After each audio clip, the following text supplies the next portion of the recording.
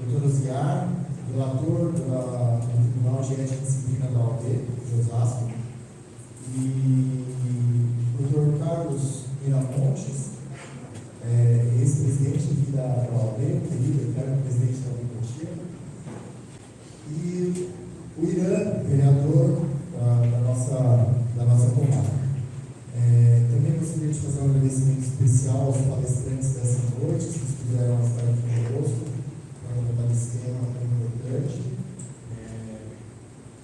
O Emerson Crispino, psicanalista e diretor da Sociedade Psicanalítica.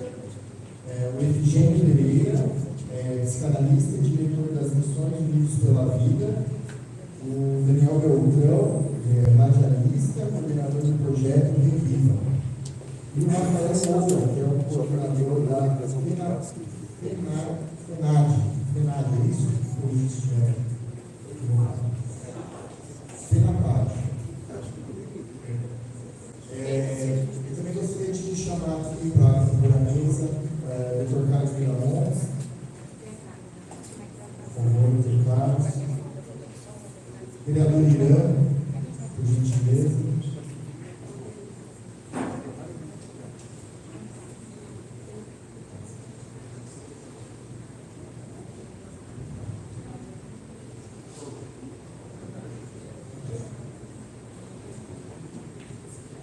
Também gostaria de chamar a nossa presidente, Samanta, para compor a mesa.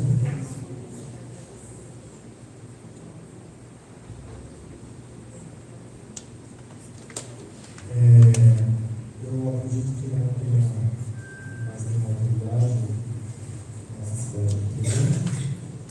E eu vou iniciar os trabalhos, passando a palavra para o Efigênio Pereira, que vai fazer a abertura desse evento.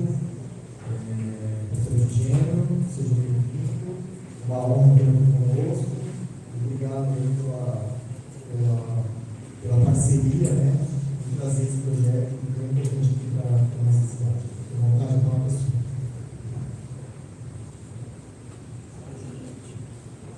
Boa noite. Senhores, a composição da mesa, vereador Ivan Soares, Dr. Carlos, Dr.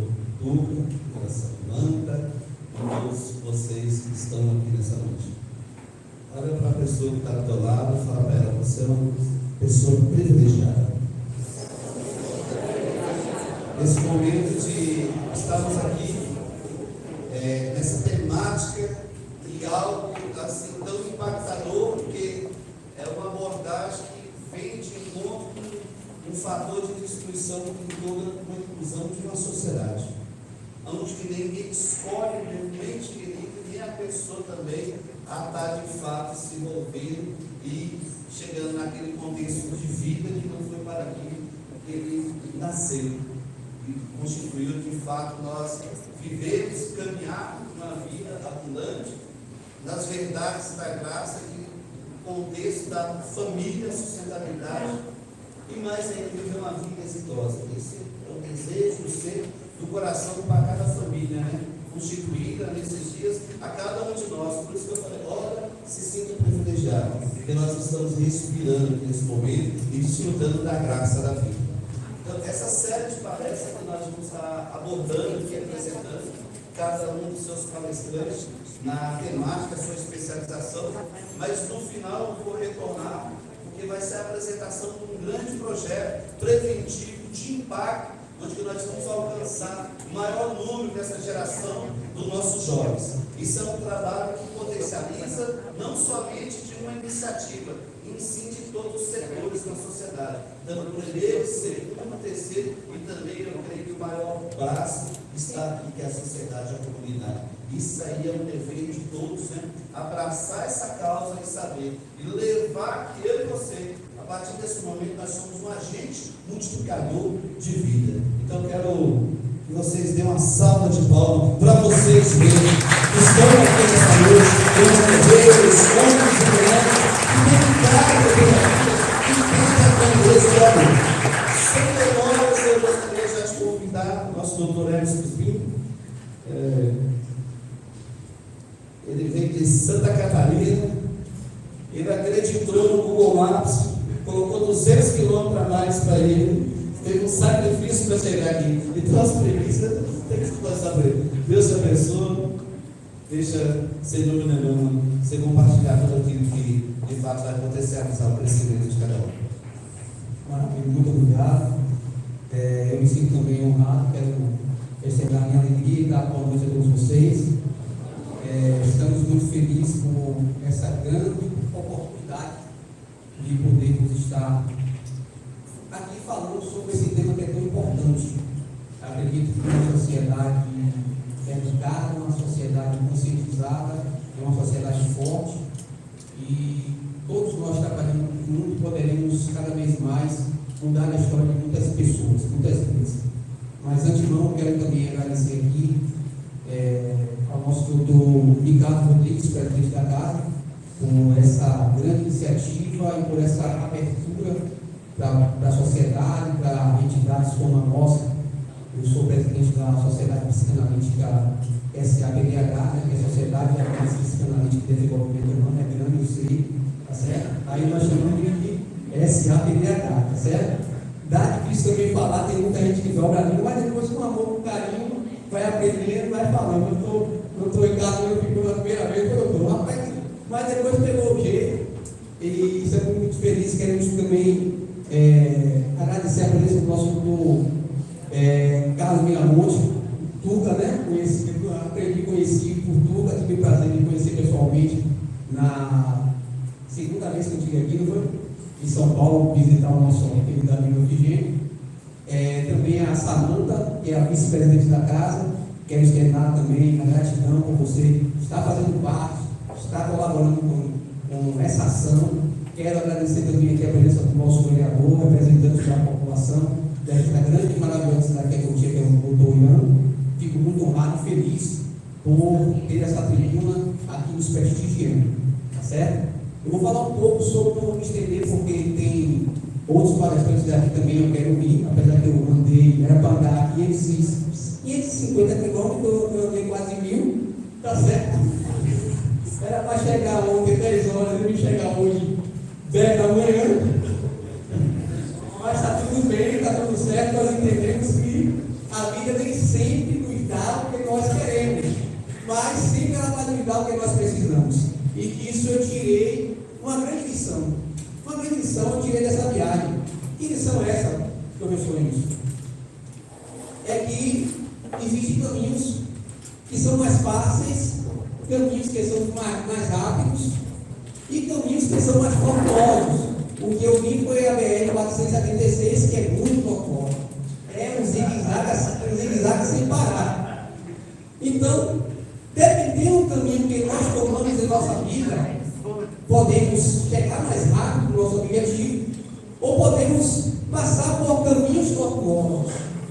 E o que nós vemos na nossa sociedade, que são muitos jovens, adolescentes, crianças, adultos, que escolhem caminhos tortuosos, e depois fica complicado, porque perde tempo, perde vida, perde família, perde objetivo, porque tomou lá atrás decisões erradas.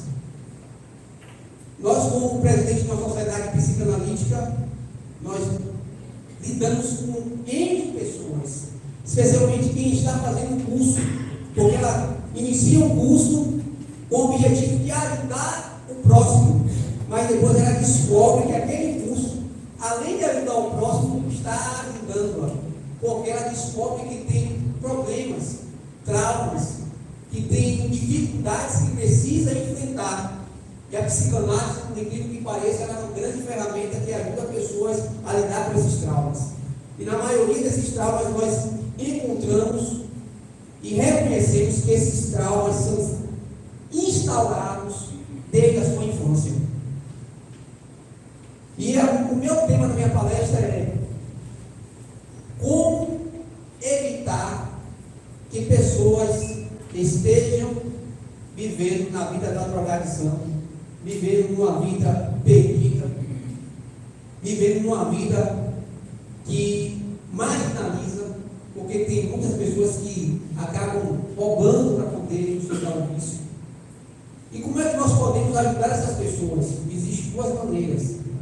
Existe a preventiva e a remediativa. E a segunda é pior. Remediar nunca é uma boa opção. Mas, infelizmente, nós temos que fazer isso. E a preventiva é a qual, professor? A preventiva é trabalhar com as famílias. A família, ela é o alvo principal, eu acho que, de quem quer fazer um trabalho preventivo. Porque quando nós tratamos uma família, um lar, e quando eu falo lar, eu falo um lar, eu não falo uma casa, eu falo lar, pai, mãe, filhos, presença materna, presença paterna, processos que venham ajudar aquela criança a crescer, uma criança saudável, uma criança forte, uma criança convicta de si, uma criança com identidade, uma criança que, ao crescer, venha a ser um cidadão exemplar para a sociedade, que esteja seguro nas suas convicções e nas suas decisões, porque quando nós analisamos todas as pessoas que elas vão para o mundo das drogas, nós observamos, analisamos que elas estão buscando fuga, elas estão fugindo de algo, fugindo de traumas, fugindo de alguma coisa. E quando nós vamos analisar esses traumas, essas coisas que essas pessoas estão fugindo, muitas coisas foram instaladas lá atrás. Insegurança, medo, incerteza, dúvida. Ela não conseguiu, no processo de crescimento, no processo de amadurecimento, lidar com essas emoções, lidar com esses processos, e vem à tona em certa idade, ou às vezes por querer fugir, por curiosidade, por amizade, por influência, se deixa levar para experimentar o mundo das drogas. E aí, por não termos ajudado na prevenção, vamos ter que ajudar agora na remediação. Aqui está pessoas de várias áreas da sociedade, igrejas, associações, instituições, e eu acredito que precisamos fazer um trabalho, uma coalizão de pensamentos, uma coalizão de atitudes, uma coalizão de ações, para que possamos ajudar essas pessoas, tanto de forma preventiva, como também na remediativa. Cabe a nós, sociedade, instituições, dar o nosso máximo. Dar o nosso máximo para que possamos ajudar essas pessoas que estão lá, não porque querem, porque estão presas. Elas estão sucumbidas ao vício. E precisa de instituições que venham fazer um trabalho diferenciado. Nosso trabalho como sociedade psicanalítica, trabalho com o Dr. Efigênio, os pares que estão aqui, eu sei que é ajudar um número máximo de pessoas através da ajuda humanitária, através de palestras, através do ensino, através de orientações, através daquele trabalho que muitas vezes você vai na rua, vai nos locais que ninguém quer ir, e pegar aquela pessoa e resgatar aquela pessoa, levar para uma comunidade, levar para um lugar que vem ajudar essas pessoas a se tratarem. E quando nós observamos, nós fazemos trabalho também assim, quando nós observamos que a pessoa ela vai para um local de tratamento, e ali ela vai passar por aquele processo de desintoxicação. Se essa pessoa ela não for tratada mentalmente, ela automaticamente, em qualquer momento, qualquer circunstância, qualquer rua que ela queira fugir da realidade, ela vai voltar para os mundos das drogas. E por isso nós não entendemos o alto índice de pessoas que saem e depois voltam. Porque, na verdade, não tratou o problema, remediou o problema. Aonde a abordagem, uma das abordagens que nós usamos é a terapia. É a terapia. É a pessoa vir para um set que nós chamamos de set analítico e ajudar essa pessoa a entender por que ela está fugindo, a entender por que ela tem medo, a entender por que ela tem traumas, a entender por que ela vive, mexe, recorre a essas substâncias para que possa ter alívio na vida. O terapeuta ele faz um papel muito importante, como as demais pessoas que trabalham, ajudando, tirando essas pessoas, ressocializando essas pessoas. E quando terapeuta, especialmente eu falo, porque aqui é a minha área, eu sei que tem outros aqui que vou falar na área deles também, cada um vai dar uma explanação sobre isso. Quando o terapeuta ele vai ajudar uma pessoa, especialmente na área da psicanálise, ele vai lá atrás, no processo que ele estava em crescimento, na sua infância, para que possamos ajudar aquela pessoa a reconhecer aonde foi instalado no nosso software, no nosso cérebro, como foi instalado aquele trauma, aquele medo, aquela ansiedade, aquela dor que consome, aquela dor que o assola, aquele mal que sempre volta para ele e ele tenta fugir desse mal através do quê? Porque ele já experimentou, que faz ele esquecer de tudo, que faz ele achar que é a melhor pessoa do mundo, ele volta para a drogadição. Mas quando ele passa por um terapeuta e aquela pessoa, ela está com o papel de acolher aquele ser humano, de entender o processo e ajudar a conduzir, pegar pela mão e mostrar, olha, o caminho é esse o caminho que você precisa trilhar, é esse o caminho que você precisa vencer, essas dificuldades que você tem que entender, absorver e se tornar uma pessoa melhor. O papel do terapeuta é muito importante. Eu tenho aqui vários alunos, só para saber quem está aqui é nosso aluno aqui, vários alunos, psicanálise,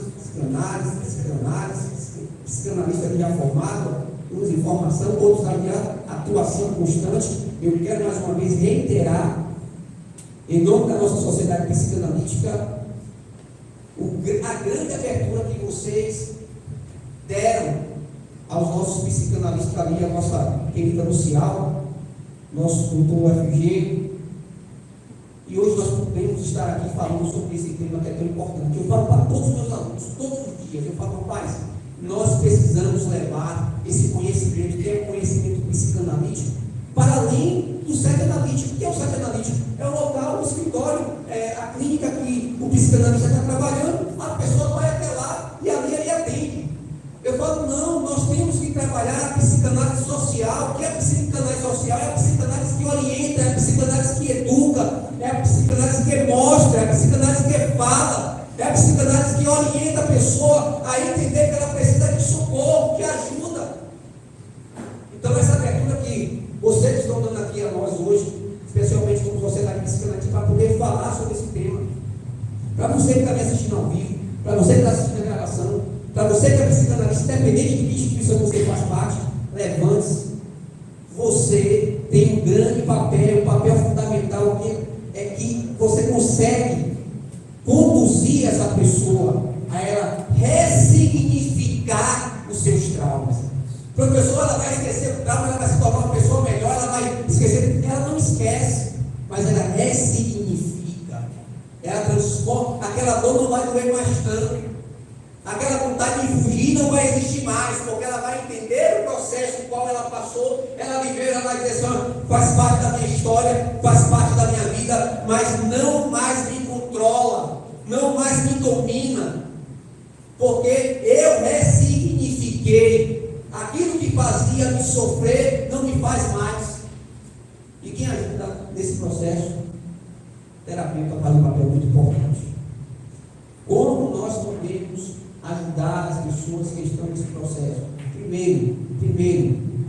Primeiro passo, trabalhar com as famílias. Lar, pai, mãe, o papel do pai é importante, o papel do pai é uma figura que dá controle, dá segurança, fortifica a criança. Mãe, acolhe, cuida, mostra amor, mostra que aquela criança é amada. Então é um papel muito significativo. E quando você vai ver, e é fácil que você vai ver isso, eu já fiz pesquisa sobre isso, só basta você no presídio, e aí você vai ver o Dia das Mães no presídio, você vai ver que as mães saem do seu lar e vai para o presídio visitar os filhos, e no Dia das Mães você vê um bocado de mãe lá nos presídios, porque as mães foram lá visitar os filhos que estão presos. Vai e olha o Dia dos Pais, não vai. Nós temos um sério problema de paternidade no nosso Brasil. E é por isso que você vê vários jovens na marginalidade, porque não tem o papel do pai, uma figura que dá força, uma figura que fortifica, uma figura que dá segurança. E esses meninos encontram essa segurança aonde? Aonde eles encontram essa segurança? Aonde eles encontram essa figura paterna? No crime. Que vai e alicia essas crianças, porque não existe uma figura paterna, na maioria das vezes. E é fácil eu fazer aqui. Só é fazer um paralelo no Dia dos Pais e das Mães e no presídio. E nós vamos ver que esse problema é da infância, são dos lares. E precisamos trabalhar no papel da prevenção. E o que é a prevenção? Fazer que as pessoas entendam. Mostrar para as pessoas que um lar forte vai ter uma família forte e vai ter uma sociedade forte. Um lar fraco vai ter uma família fraca e uma sociedade fraca. O segundo passo que nós podemos estar para ajudar essas pessoas, infelizmente, é remediar. É ajudar essas pessoas a ressignificar o processo que elas viveram. Porque senão elas não conseguem sair de um mundo subscuro, de um limbo, que sempre que quando acontece qualquer coisa, a dor vier, ela vai buscar refúgio, ela vai buscar talento, ela vai buscar auxílio, aonde? Nas drogas. Por isso é muito importante essa nossa fala aqui hoje. Você que tem, especialmente vocês que são alunos da Sociedade Psicanalítica que sabe BH, eu quero que vocês sejam um arauto, uma voz que clama no deserto, que é esse mundo que estamos vivendo. Eu quero que você se levante, se posicione e diga assim: olha, eu posso te ajudar. E você que está nos assistindo ao vivo, gravado, e é psicanalista, é terapeuta, e pode ajudar as pessoas, levante-se e faça a diferença. Fica aqui a minha gratidão a vocês, fica aqui a minha palavra, porque eu sei que eu também vim para ouvir, andei 900 quilômetros, mas eu quero aprender o que eu ouvi. Quero ouvir esse homem. Muito obrigado. Fica à disposição, sempre precisar, todo mundo, tá certo? Forte abraço. Sim, sem dúvida nenhuma, né? O papel fundamental de cada um é estender as mãos. E nós encontramos situações na rua, nós vemos, lidamos diretamente com isso. Em determinados momentos, você só chega assim. Pega a minha mão. Senta e só escuta. Precisando ser ouvido. Então, de fato, eu sei que cada um de vocês que está aqui nessa noite, vocês foram extremamente escolhidos por um grande coração revelado, que é o estabelecimento do amor ao próximo. Sem demoras, eu quero convidar o nosso querido Daniel Beltrão.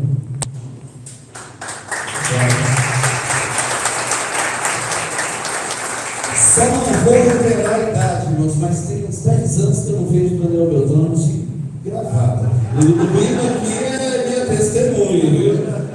Eu sou o mais jovem deles aqui, eles são os patriarcas, viu?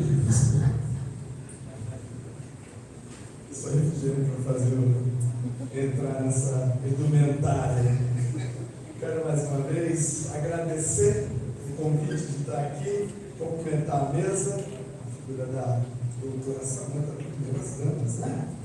Doutor Carlos, obrigado, Eliane, Ricardo Rodrigues, muito obrigado pela confiança. Parabéns pela iniciativa de abrir essa casa para abordar um tema tão importante e relevante no tempo que nós estamos vivendo. Eu penso que realmente é só por iniciativas como essa, formando uma rede de cooperação, juntando o poder público, juntando a sociedade civil, juntando pessoas que verdadeiramente estão dispostas a enfrentar e debater e encarar de frente esse tema, que nós vamos chegar a bom termo nessa luta que é tão difícil, tão desgastante, mas nós vamos continuar. Tem um amigo que fez uma camiseta que eu já pedi para ele fazer para mim também, que diz assim, que tem a seguinte frase: sou enxugador de gelo, e daí? Eu também sou e vou continuar sendo, e graças a Deus que aqui tem outros trânsitos, né? Quando nós juntamos, ganhamos força. Mas quero começar aqui a minha fala, e que bom, né? Tem um fio condutor aqui nos guiando, e o meu papel aqui é falar sobre o reflexo das drogas na sociedade. Eu coordeno um grupo de apoio a dependentes químicos e familiares, já tem 13 anos, esse grupo se chama Reviva. Sou também um agente de prevenção, né, ao uso nocivo de drogas, com formação no Senado, com formação no DIP-DENAC também. Já fiz parte do Conselho de Política sobre Drogas da cidade de São Paulo e também do Estado, e sempre que tenho a oportunidade de fazer parte desses movimentos e desses lugares onde existe essa incidência, eu tenho procurado dar essa colaboração. Eu vou compartilhar com vocês algo que eu estou vendo aqui, muitas pessoas que trabalham e incidem sobre esse tema, e, portanto, por dever de ofício, vocês já devem ter conhecimento da maioria desses dados, mas eu vou compartilhar com vocês aqui alguns dados que fazem parte, né, do Relatório Mundial sobre Drogas, o último, que foi feito pela ONU e, portanto, através da Organização Mundial da Saúde, no ano de 2021, e, portanto, esses dados dizem respeito ao ano anterior, ao ano de 2020. Então, em 2020, né, cerca de 275 milhões de pessoas fizeram uso de drogas. Portanto, a gente está falando de um Brasil e mais 50 milhões de pessoas. 5,5% da população entre 15 e 64 anos, fazendo uma conta rasa aqui, 390 milhões de pessoas já fizeram o uso de drogas. 36 milhões de pessoas, e aí dentro desse universo, né, 13% desse universo que nós estamos tratando aqui, sofrem de transtornos associados ao uso nocivo de drogas. Aí eu trago essa palavra nocivo aqui, porque todos nós aqui de alguma forma já nos drogamos. A droga, né, não é um bicho-papão, a droga na dosagem certa, não é à toa que nós compramos os nossos remédios em drogaria. Eu já cheguei aqui nesse ambiente fazendo uso de uma droga estimulante, que é o café, que eu faço uso dela todos os dias, mas eu não faço de uso de forma que isso me traga prejuízo. Que essas pessoas que nós estamos tratando aqui fazem consigo mesmo, escolha própria, é fazer o uso nocivo de substâncias psicoativas que realmente devastam a pessoa no seu fisiológico, no seu corpo, devastam a pessoa também psicologicamente, e eu ouso dizer que devasta a pessoa também espiritualmente falando, porque é roubado dela quando ela entra nessa trajetória a sua fé, a sua perspectiva de vida. E aqui eu não estou nem falando em fé naquilo que eu acredito que é em Deus, mas é a fé nela mesma, é a fé em qualquer tipo de perspectiva, de qualquer tipo de sonho que ela tinha antes de, infelizmente, ter entrado nessa trajetória. A venda de drogas, quem aqui conhece a Deep Web ou a Dark Web, né? Que é uma internet que nós, os mortais, as pessoas comuns, não fazemos acesso, né? E que existe, infelizmente, para poder ter ali a veiculação de, principalmente, conteúdos pornográficos, conteúdos ligados também agora à questão da drogadição e uma série de outras coisas que é por isso que chama Dark, né? Algo que está ali no subterrâneo. Então, esse ambiente virtual, né? E que surgiu apenas uma década, tem um mercado anual de 315 milhões de dólares em venda de drogas. E a gente sabe que também na internet que nós acessamos existe já essa prática, né, de venda de drogas. Aliás, um outro dado também, esse dado é empírico, não tem como nós aferirmos ele de uma forma legal, porque a venda de drogas no mundo inteiro, aliás, tem alguns países que a droga é legalizada, mas na maior parte do mundo é feito de forma ilegal. Portanto, aferir o montante de dinheiro exato que ela movimenta é impossível, mas acredita-se que essa seja a segunda maior atividade econômica neste lugar em que nós vivemos e chamamos de planeta Terra, perdendo apenas para os bancos. Então movimenta-se muito dinheiro e, portanto, existem muitos interesses por trás, né? E por isso que é realmente uma briga hercúlea, né? Acabar com a movimentação de drogas, a comercialização de drogas na nossa sociedade. A porcentagem de adolescentes que percebem a cannabis como prejudicial caiu em 40% nos Estados Unidos e 25% na Europa. Todos nós vemos, né, uma campanha mundial em curso, e nós estamos no Brasil e vemos essa campanha há algum tempo, inclusive com muitas figuras públicas, né, de relativização do efeito do uso da cannabis, a maconha, popularmente falando, o que é, na minha opinião, um equívoco, um erro. Né? Eu estou há 13 anos à frente de um trabalho, e as únicas vezes que eu tive que internar pessoas de forma compulsória no quadro alucinógeno foram pessoas que faziam uso exclusivamente da maconha. A maconha é uma droga alucinógena, né, que traz inúmeros prejuízos. É óbvio que eu não posso generalizar. Qualquer droga tem um efeito diferente de acordo com o que é o organismo de cada pessoa. Mas é algo muito sério, essa campanha, né, de relativização do efeito da maconha no indivíduo.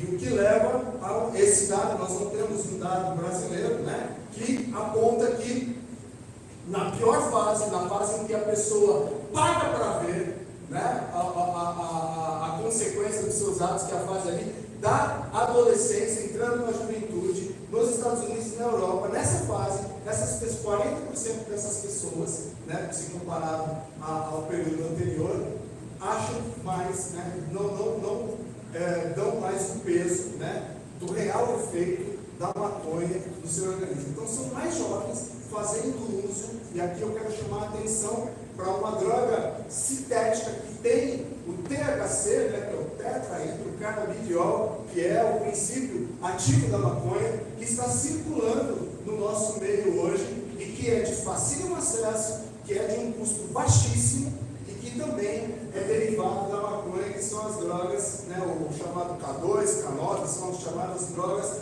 da série K.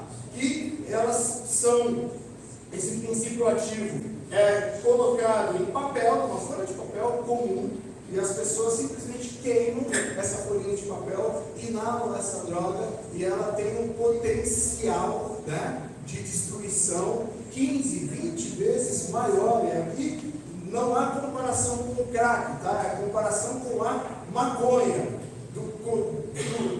15 vezes, 20 vezes maior do que o uso da maconha na forma de erva, levando as pessoas a um quadro alucinógeno, levando as pessoas a um quadro de demência muito rapidamente. E essa droga já está circulando, né, por São Paulo, por exemplo. Você acha muito facilmente no centro da cidade, na região da Praça da Sé, sendo utilizado por crianças, sendo utilizados por adultos também, mas chama muita atenção o fato de crianças estarem fazendo o uso dessa substância. Então, é realmente algo para a gente incidir e realmente não deixar acontecer como está acontecendo nesse momento. O THC, que é o tetrahidrocannabidiol que eu acabei de falar aqui agora, o componente psicoativo da cannabis, aumentou em cerca de 6% de concentração, né, na droga.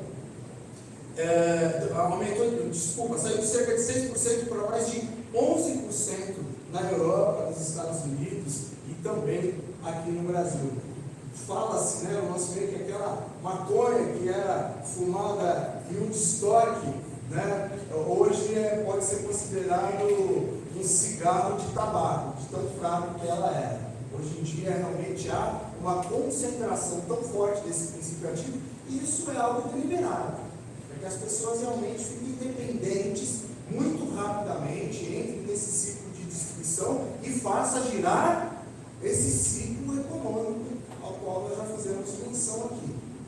Né? Não tem almoço grátis. Né? Onde tem dinheiro, e a questão, né, a gente, durante muito tempo, sobretudo no Brasil, caminhamos na lógica da repressão à droga, né? Tanto é que, por exemplo, o Comuda, que é o Conselho Municipal Antidrogas, né? Que era o Conselho de São Paulo. Hoje, apesar de continuar tendo esse nome, ele chama Conselho Municipal de Política sobre Drogas.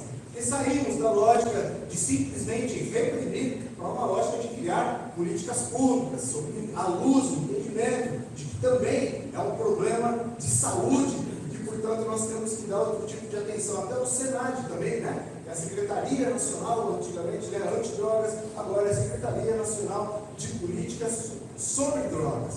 Porque chegou-se ao entendimento de que não adianta apenas, né, nós termos políticas e ações de repressão, ações policiais, porque eu penso, e eu acho que todo mundo aqui compartilha dessa mesma opinião, enquanto tiver pessoas interessadas, a demanda vai haver oferta. Isso, nós vivemos num mundo capitalista e essa é a lógica de mercado. E mesmo sendo um mercado marginal, um mercado em que no Brasil, né, ele é proibido, e aí eu chamo a atenção também, né, à luz do que é o meu tema, que é o reflexo das drogas na sociedade, sobre essa discussão sobre a descriminalização do uso da droga. Para mim é algo completamente estranho, porque como que você, e hoje a nossa legislação ela já é bastante avançada nesse sentido, o usuário já é tratado de uma forma diferente do que aquele que faz o tráfico de drogas, mas a proposta é descriminalizar o uso e não regular a venda. Não faz sentido nenhum, na minha opinião, né? Porque, como é que faz? Ok, o uso não é mais criminalizado, mas você não regula, não existe um dispositivo de regulação da venda, continua sendo crime a venda e, portanto, é algo que, na minha opinião, só vai facilitar, né, essa trajetória sobre a qual nós estamos refletindo aqui. Eu acho que a gente tem que ter bastante maturidade, coragem para encarar essa temática, porque também continuar da forma que nós estamos não está dando certo e, portanto, eu acho que temos que sentar muito em fóruns, em ambientes como esse aqui, para podermos nos debruçar sobre essa questão e chegarmos a bom termo para que tenhamos o que é, na minha opinião, algo que já foi dito aqui, mecanismos, que tenhamos realmente políticas públicas que nos levem a, de fato, prevenirmos o uso das drogas. Continuaremos trabalhando em caráter remediativo, como já foi dito aqui, porque quem já caiu nessa não pode ser abandonado, não pode ser deixado sozinho no barco, de jeito nenhum. Mas eu acho que nós estamos muito aquém e muito tímidos nas políticas, nas ações de prevenção ao uso de droga. Quais são os fatores? Já foram ditos alguns aqui, mas eu quero esmiuçar, chegar um pouquinho no detalhe, né, que levam as pessoas ao uso de droga, né? Fatores de risco social, baixo envolvimento com estudos. Quem é que trabalha em comunidades carentes? Quem é que trabalha com pessoas que têm difícil acesso, apesar da educação hoje ser universalizada, como é difícil o jovem numa comunidade conseguir verdadeiramente se engajar nos estudos. Eu trabalho numa comunidade, queridos, que a gente fica, né, muitas vezes cobrando, né? Ah, essa criança não participa, não faz, não consegue facilmente ser alfabetizada, não faz a lição de casa. Eu vou para a casa dessa criança para entender o que é o contexto dela. Ela mora num cômodo de 5 metros quadrados com outras 3, 4 pessoas. Não tem uma mesa para apoiar um prato de comida, quanto mais para apoiar o caderno para ela estudar. Uma das coisas que eu quero fazer no nosso espaço é simplesmente abrir o espaço, infelizmente é um pouquinho longe da comunidade, para que essas crianças tenham onde sentar, com luz, um lugar salubre, que tenha circulação de vento, que tenha uma mesa para elas apoiarem um caderno, para que elas possam ter um mínimo de estímulo e incentivo para estudar. Então é difícil a gente discutir depressão, sendo que um fator de risco é o baixo envolvimento com estudo, num contexto em que pessoas vivem nessa situação.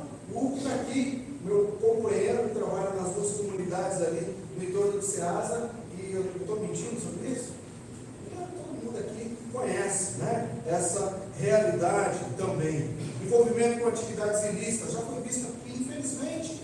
Muitas vezes, nesse contexto de comunidade, o que as crianças têm como referência, na ausência da figura paterna, na ausência da mãe, que muitas vezes está se desdobrando para poder minimamente trazer o alimento para a mesa, e portanto ela também é ausente por uma questão conjuntural.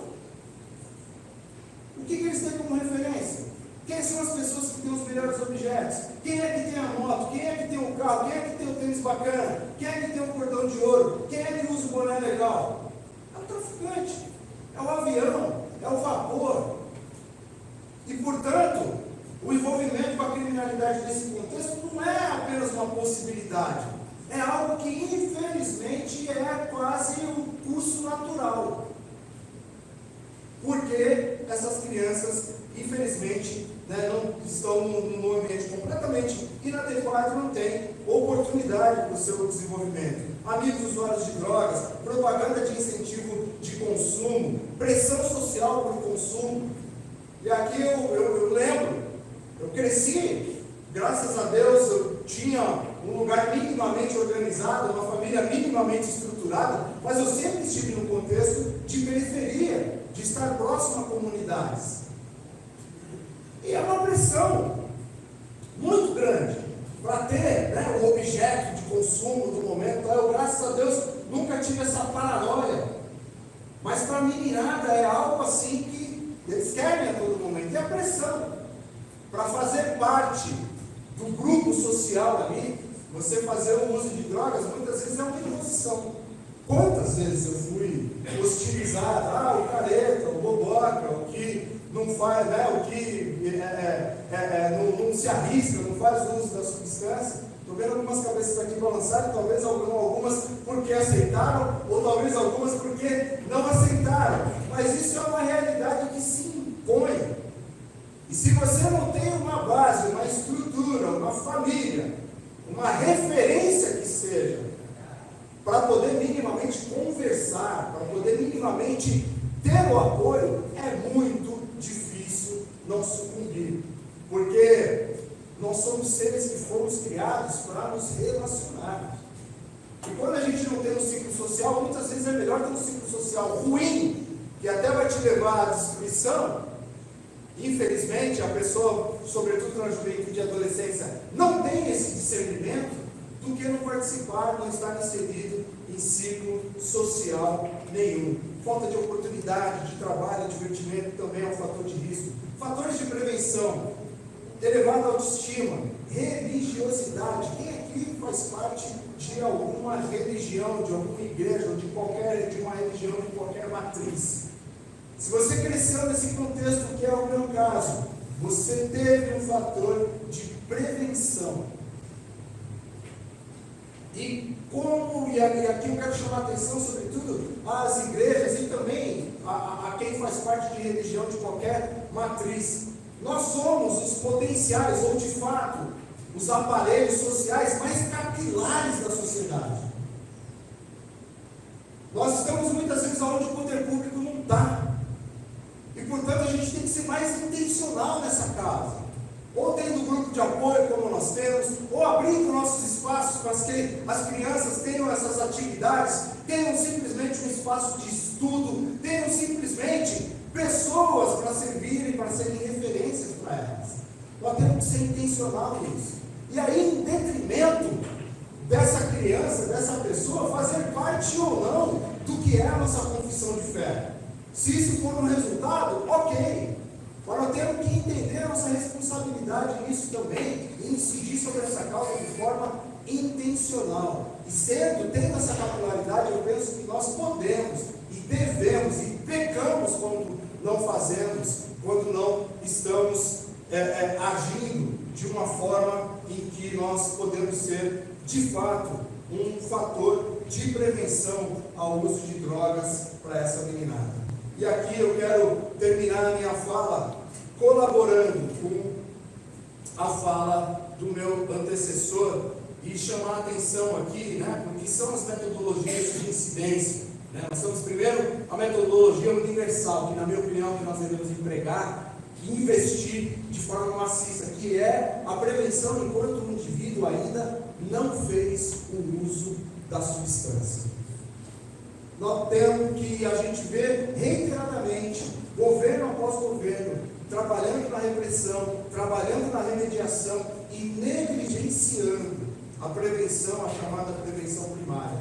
Nós temos que incidir, e como sociedade civil nós podemos cobrar. Esse movimento aqui nós podemos gerar um documento e cobrar para que isso aconteça. Aliás, aqui já começaremos, e aqui nós estamos diante de um exemplo de uma agenda positiva nesse sentido, mas que isso se alastre, que isso ganhe escala. Prevenção seletiva, que é quando a pessoa ainda não se tornou independente, mas já é um experimentador. E a prevenção indicada, que é a prevenção, a remediação de fato, que aí é a terapia, a internação em comunidades terapêuticas ou clínicas, ou seja o que for.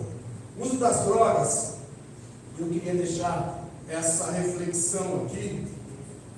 Muitas vezes a gente fala, a droga destrói a família, a droga destrói o indivíduo, é verdade. Mas na minha opinião, sobretudo no contexto familiar, ela só potencializa aquilo que já não estava funcionando.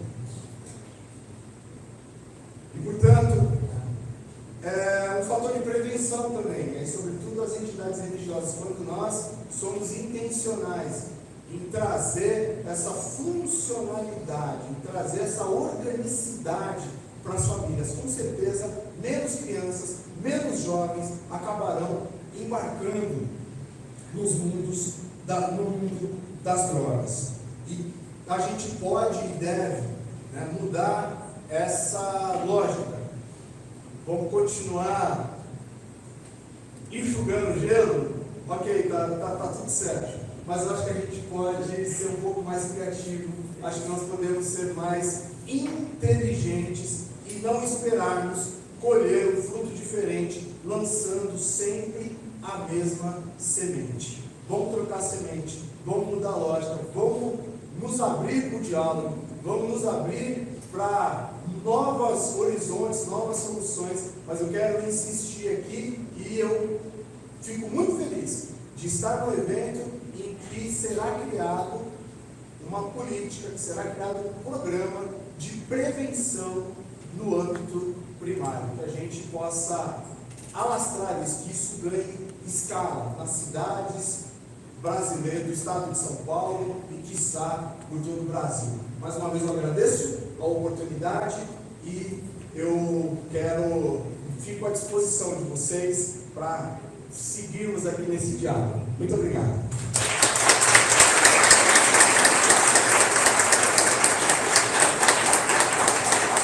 Sem demora, lembrando que daqui, doutores que atuam na área de direito, em torno de $10 o custo diário, uma penada, e $1 na prevenção. Posso estar enganado, mas eu creio que essa é a estatística. Então serve para nós olharmos e se vermos que cada um de nós, com um pouquinho de nós, os nossos recursos, com a nossa vida, com a nossa entrega, nós potencializamos e valemos muito mais que $1. Eu creio que diante de nós temos a grande responsabilidade de fazer a diferença e trazer a transformação de uma sociedade um pouco mais grande. Gostaria de convidar o capelão Rafael Moura, fim na paz.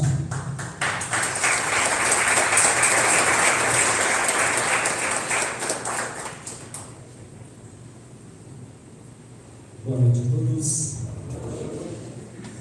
Estou aqui agradecer, sem dúvidas. Primeiramente, quero agradecer a Deus por essa oportunidade, agradecer ao Dr. Ricardo, presidente aqui, ao Bem, Deus abençoe, também a vice, a doutora Samanta, Deus abençoe, também o Dr. Duca Miramontes, Deus abençoe, também o Edmilton, que temos ouvido falar tanto de sua, hoje também é um privilégio conhecer. Também agradecer ao vereador Ian Soares, que nos abençoe. Agradecer o nosso segundo anfitrião, que esse é o primeiro, mas o segundo anfitrião da casa é o pastor Efigênio, né? Então, o doutor Efigênio, pastor, missionário, e eu preciso falar desse jeito, porque eu sei que muitas pessoas de lideranças cristãs também, de alguma forma, nós precisamos nortear também esse parâmetro, né? Esse conceito que está acontecendo. Doutor Hermes Crispim, da Sociedade Psicanalítica, um grande amigo, também, se eu for falar aqui, quase metade da plenária está conectada comigo, então eu estou meio, vai ser difícil. Então, se eu não conseguir citar o seu nome, não fique bravo, não. O doutor e professor também, Daniel Beltrão, um grande amigo, professor, e todos os demais. Mas, para me quebrar o jeito, eu gostaria de quebrar o jeito. Eu faço parte da Federação Nacional dos Profissionais que tratam o alcoolismo e outras drogas. Trabalhamos na questão de desenvolvimento, na questão biopsicossocial, espiritual e familiar. Ou seja, tudo, a visão holística do todo da pessoa que está no uso de alguma substância psicoativa, dentro dela, todo esse processo dentro de comunidade terapêutica, base missionária, enfim, independente da nomenclatura a qual essa instituição trabalha no eixo de cuidados de pessoas na questão das políticas sobre drogas. Então, eu só para me quebrar o gelo, para me anteceder o pastor Efigênio, meu amigo, o doutor, eu queria convidar aqui o pastor Jean Júnior, capelão, instrutor, junto com ele, traz material, a pastora e doutora ali, Gláucia, o pastor Hugo, que também é um líder, que faz parte da minha capelania, o grupo, a pastora Gláucia, doutora, que é coordenadora, o pastor Hugo é vice-coordenador, o pastor Jean é instrutor da capelania. Eu quero fazer uma honra ao mérito, representando a Federação Nacional dos Profissionais que tratam com as drogas, e também pela capelania onde eu sou coordenador. Então, eles vão entregar para os senhores uma honra ao mérito por esse serviço na área de dependência química. Então, honrando os senhores, a pastora Gláucia entrega para a doutora Samanta, e os demais, eu gostaria que os senhores entregassem. Eu quero entregar para o meu chefe aqui, o senhor entrega para o doutor Ricardo, ali, o doutor Ricardo, quebrado, eu queria uma salva de palmas para eles.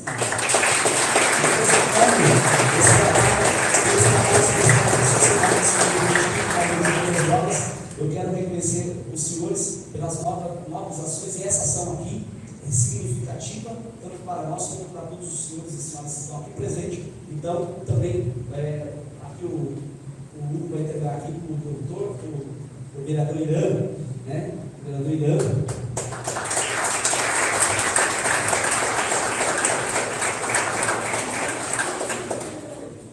E aí, representando aqui, que eu entreguei junto, né? Mas o doutor Duca, isso, o doutor Duca, isso, né? O doutor Duca, isso. O professor Hermes Crispim,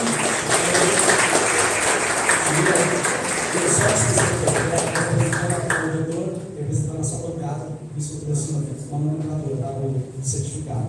E o doutor Daniel Beltrão já recebeu 2 vezes, não, né, doutor? Ele recebeu uma Câmara de Osasco, precisamos do desenvolvimento desse projeto também de reconhecimento. E assim como os senhores estão aqui, vão ser reconhecidos não pelo trabalho que, de repente, talvez você já faz. Obrigado aos meus nomes, né, amigos aí, chefes, eu sou uma parte da equipe, quase todas.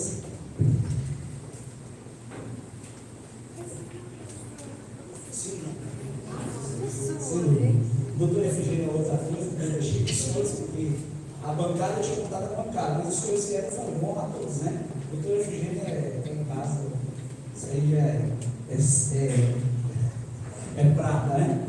Mas eu quero agradecer, eu trabalho há cerca de 17 anos na área de dependência química, eu nunca usei droga, fui morar dentro de uma casa de recuperação do desafio jovem, e a partir dali eu descobri alguns dizem vocação, chamada, eu descobri um interesse nessa área. Desde lá, venho me formando pela FEBRAT, eu sou formado como conselheiro de dependência química, sou formado na Federação como representante de São Paulo, sou professor nessa área, sou teologia, professor de algumas áreas, representando algumas áreas, levando a informação que eu acredito que a única forma de nós conseguirmos recuperar, Daniel, ajudar uma pessoa com informação.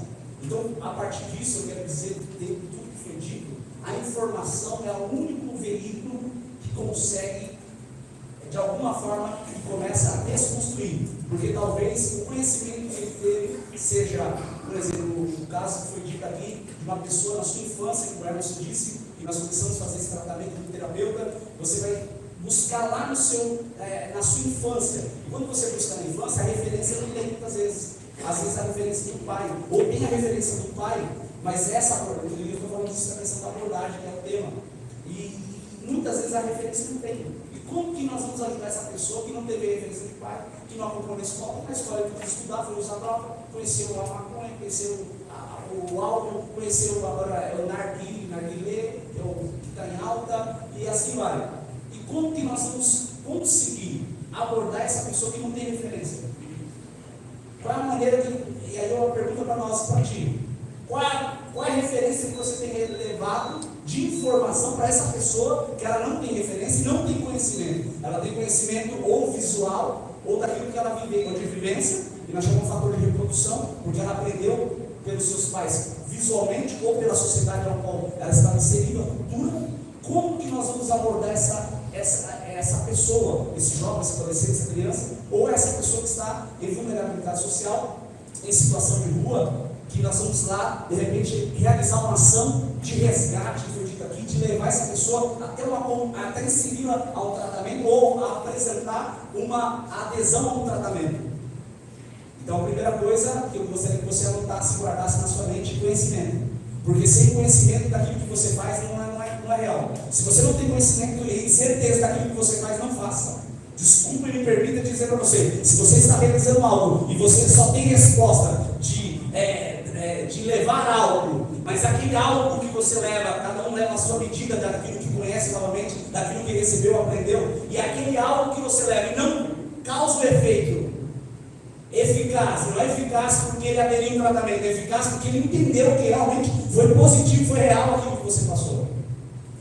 E nós precisamos, dentro disso, toda a abordagem que nós precisamos realizar para alguém, para levar para um tratamento, nós precisamos realmente ter certeza, ciência assertiva daquilo que nós vamos realizar, junto com essa pessoa. Ou seja, o que eu estou dizendo, nós precisamos desconstruir algumas coisas, muitas vezes não são nas pessoas, somos em nós. Porque se nós não aprendemos em nós, desconstruímos nós nunca vamos atender aquele outro, ou aquele próximo que nós precisamos alcançar. Ou seja, eu preciso que nós precisamos ter um autoconhecimento claro daquilo que carregamos e realizamos. E você que está aqui, líder de alguma área, de algum departamento, de alguma parte da sociedade, eu tenho certeza que algo você carrega, mas muitas vezes nós carregamos algo que nós achamos. Nós não temos ciência, comprovação real, como foi dito aqui, muito dito, sobre dados científicos, dados coerentes, dados de leis, pauta de lei, pauta de outras coisas. Nós focamos em algumas partes. E eu quero deixar aqui claro, nós precisamos parar de trabalhar em partes, nós precisamos trabalhar ao todo. Nós precisamos trabalhar ao todo, pegar cada ferramenta, todo curso que você realizar, cada desenvolvimento pessoal seu, isso vai gerar um maior fator de ajuda preventivo. Eu preciso saber realmente o que eu estou fazendo, porque quando eu não sei o que eu faço, é melhor que eu não faça.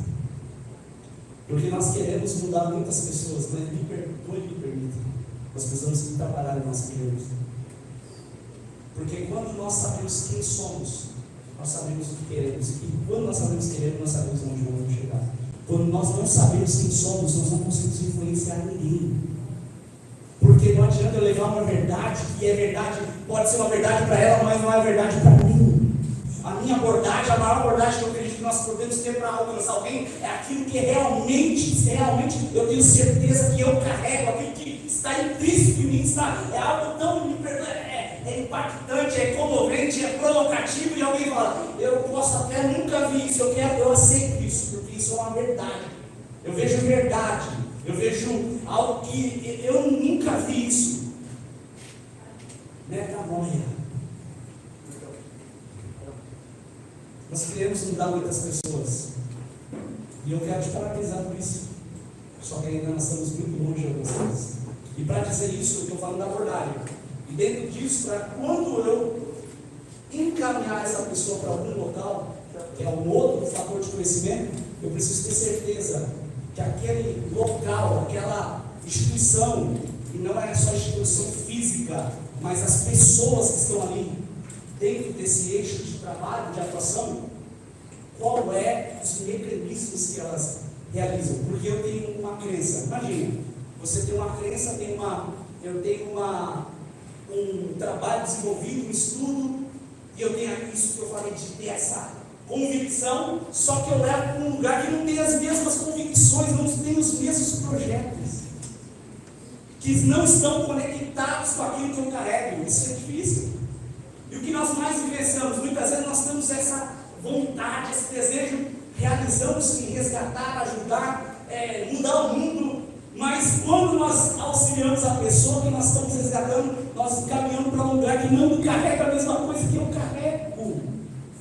E não estou dizendo carregar de ter a mesmo pontinho, não é isso? Estou dizendo incisivamente de estar no mesmo objetivo, como já foi bem dito aqui, que eu amo isso. O lugar que você tem que caminhar não é por causa da questão ideológica, da questão de crença, é a questão que a maior bandeira que nós carregamos, temos que carregar, que eu estou dizendo aqui, claro, é o amor. Lá tem amor, então lá é a ferramenta. A maior ferramenta não é, me perdoe, me permita, é importante a pauta de lei, é importante a legislação, mas a maior pauta de lei nossa é o amor, é levar em amor, é levar com convicção. Nós precisamos ter mais do que letras. É importante carregar letras, é importante entender da letra. Mas alguém disse a letra mata.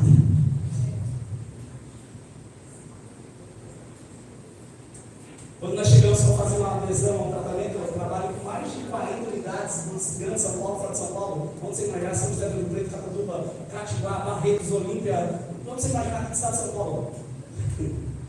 Já fui em Santa Catarina, Paraná, realizando o que eu faço. Sem nunca ter usado droga. Me pergunta, quem é você? Eu não sei, eu sou eu até escrevi um livro para ver se dava certo. Escrever livro, montar pauta, sentar com lideranças que tem muito mais conhecimento que eu, muita letra, muito importante. Eu sou estudante da Sociedade Psicanalista, estou terminando aí, sou estudante também de assistência social. Só para ver se fica bom, mas ainda eu acho que não fica bom porque não adianta eu carregar muito papel, carregar muita letra, não carregar.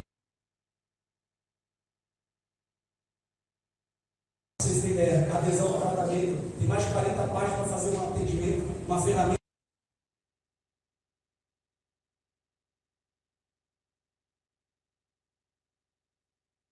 Cardoso falando para ele, Daniel, muito importante, muitas vezes nós queremos nortear, queremos recurso, queremos isso, é importante o recurso, mas se nós não tivermos adequado, e não é adequado no papel. O papel é importante, isso eu coloco, eu faço auditoria nas instituições, eu sou convidado a fazer auditoria para como nortear, como fazer todo o papel. Aí eu falo, só tem isso aqui para fazer. Tem coragem de ficar aqui, ó, só no papel? Fica no papel, mas se você ficar só no papel, você não vai dar certo. Porque não é o papel que resolve só não. O papel norteia, te potencializa para aquilo que você precisa realizar. Mas o seu atendimento, o seu AT diário, o seu atendimento diário vai trazer um resultado maior. A sua atenção, a sua aplicação pessoal, o seu desenvolvimento. E nós, como agentes multiplicadores, que eu digo aqui, nós precisamos aprender de papel, aprender de letra, mas não perder a essência. Eu quero te convidar e totalmente foi para te provocar mesmo. Continue estudando, continue se dedicando, mas não perca a essência daquilo que um dia você foi te entregue, confiado. Eu acredito que algo foi entregue para você, porque alguém não vai estudar direito, porque ama direito, ama viver direito, ama viver na lei. É porque de alguma forma teve uma chama, teve algo que queimou, falou que daqui eu vou. Porque ninguém estuda direito para ajudar a sua própria causa. Eu vou me advogar, vou estudar direito para me advogar. Ninguém faz medicina para cuidar de si só, de si próprio. Ele faz por causa de algo que queima, de algo que ele fala, eu vou cuidar de alguém. É porque eu preciso cuidar de alguém. E é esse alguém que eu vou cuidar. Não vai ter nome muitas vezes a princípio. Mas vai chegar para você. mas só vai chegar se nós. Eu tenho que fazer isso, não só carregar papel, é sempre lembrar da ferramenta, mas saber que além dessa ferramenta teórica, tem uma ferramenta que é muito prática para o exercício de nós termos pessoas reintegradas, pessoas restauradas, pessoas ressignificadas, uma palavra muito boa e muito pertinente nesse momento, mas pessoas que realmente vão ressignificar não só porque foram transformadas, mas elas vão ser transformadas e vão transformar outras também. Porque alguém aplicou um pouquinho mais do $1.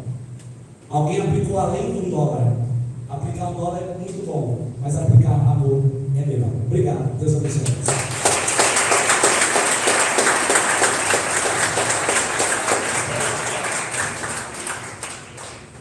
Eles partindo aqui já para mais um tempo que nos resta.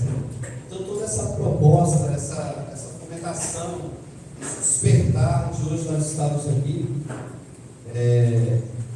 porque algo interessante. Falamos, mas nós temos que agir, tomar decisões positivas e ir para cima. Simples assim. Um determinado jovem, ele chegou num determinado momento da vida dele a um nível de esquizofrenia. E aí já tinha uma situação que ele não reconhecia nem filhos, nem amigos, nem familiares. E só restou ele um dia uma pessoa pegar e carregar ele para um local, porque ele já não decidia mais nada sobre a vida dele, a insanidade mental já tinha atingido. E algo impressionante que nesse determinado tempo, esse jovem é uma comunidade terapêutica, ele abateu, deu a crise, a abstinência, e ele ia fugindo daquela comunidade. No meio do mato, esperou todo mundo dormir. Foi na cozinha, pegou uma caixa de fósforo e chegou em um banco e encontrou uma edição de um Novo Testamento. Eu creio que foi o melhor roubo que ele fez na vida dele. E pegou e saiu dali naquela noite, esperou todo mundo dormir. E naquele momento, ele andando no meio do mato, ele escutou uma voz. Não era algo impossível, né? Ele escutou a voz mesmo. Ele só tem que foi algo assim que chamava ele, filho, você não vai. E ele escutava todo qualquer tipo de voz, porque a mente já estava daquele jeito. Mas essa palavra filho, ele já não ouvia mais. E falamos aqui de paternidade. E aqui ele começou a entrar para dentro do mato. E aí foi naquele mato, se descendo um dia, dois, aquela caixa de fósforo, ele foi ali e fez uma fogueira, e aí ele começou a aquecer o frio. E amanhecia o dia, e ele pegou aquele exemplar ali, começou a ler para a árvore, para os bichos, os pássaros, e aí novamente veio a abstinência novamente. Ele começou o processo de desintoxicação de todo a parte externa, os seus poros. Só tem que quando sai para fora, tudo bem, mas quando ela começa a sair a desintoxicação para dentro, ela fecha suas glândulas. Você perde a respiração.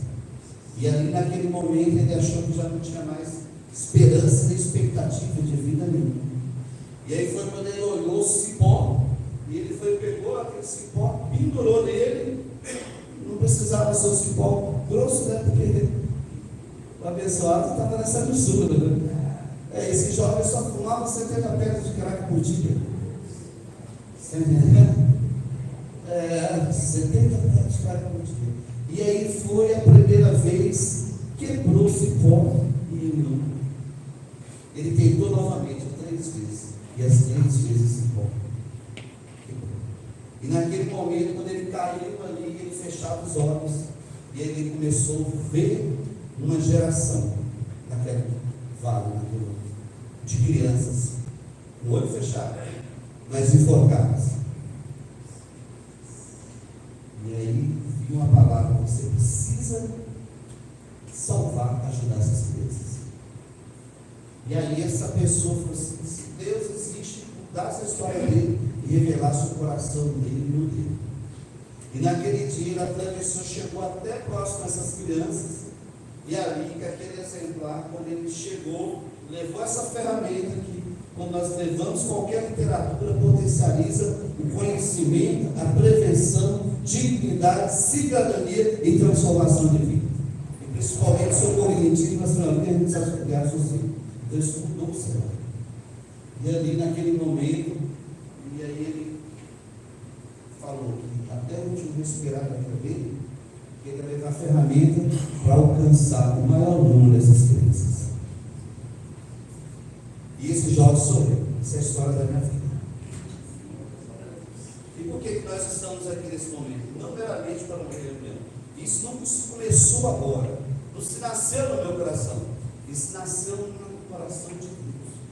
Estava ali falando com Daniel Miranda, não é nem vereador, não era, o doutor Duca. Nós fomentávamos essas reuniões aqui, essas palestras. Tinha 4 ou 5 pessoas, ou 6 pessoas aqui. E perseverando. Como é que era o nome da campanha? Craque, apaga essa ideia. Tem esse banner até hoje. Mas nós acreditamos que Deus ia gerar, ia trazer pessoas, formar um grande exército, que expressasse o amor pelo nosso pela vida.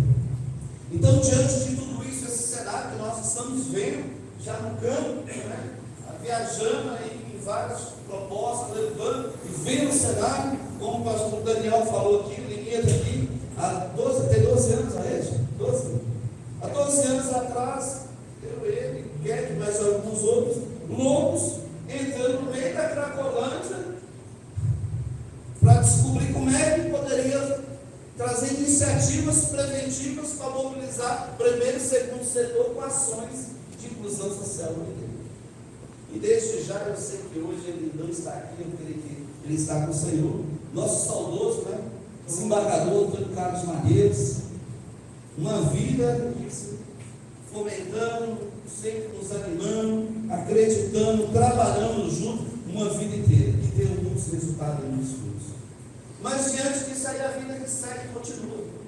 Então, diante aqui hoje, né, se hoje estamos aqui, eu creio que, dependendo se fosse uma outra temática, poderia estar cheio aqui de autoridades.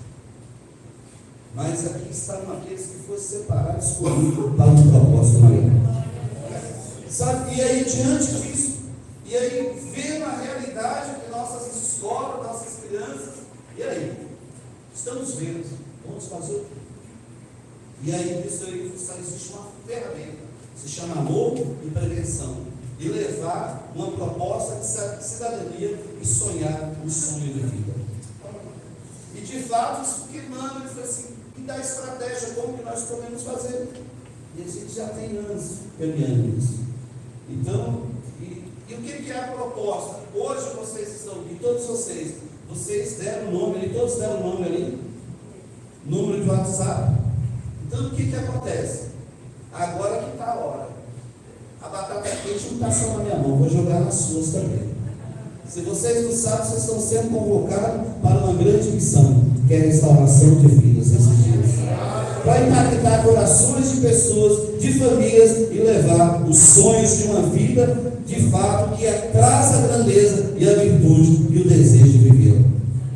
Mas diante disso tudo, ele disse: quais ferramentas que nós precisamos? Precisamos nos preparar. Nenhum soldado vai para a guerra antes de ele se alistar e ser preparado. Então, nesse momento, nós vimos aqui, trazemos a abordagem, trazendo o que de fato a neurociência, nosso mecanismo, inteligência emocional, nós precisamos dessas ferramentas terapêuticas. Também olhamos já o cenário de uma sociedade como se encontra. Também nós sabemos várias comunidades terapêuticas, aqui com o pastor André, já há 10 anos, né, pastor? 11 anos trabalhando juntos. Mas só tem que ir aí. Qual que é a proposta? A proposta é essa.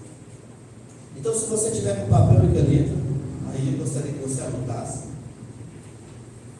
Isso vai muito além de vocês, porque eu sei que tudo que está se falando e essa proposta, vocês vão partilhar e compartilhar com outras pessoas, que tem esse desejo de desenvolver essa inclusão social em algumas instituições e não tem porta em como fazer e sustentabilidade para de fato executar.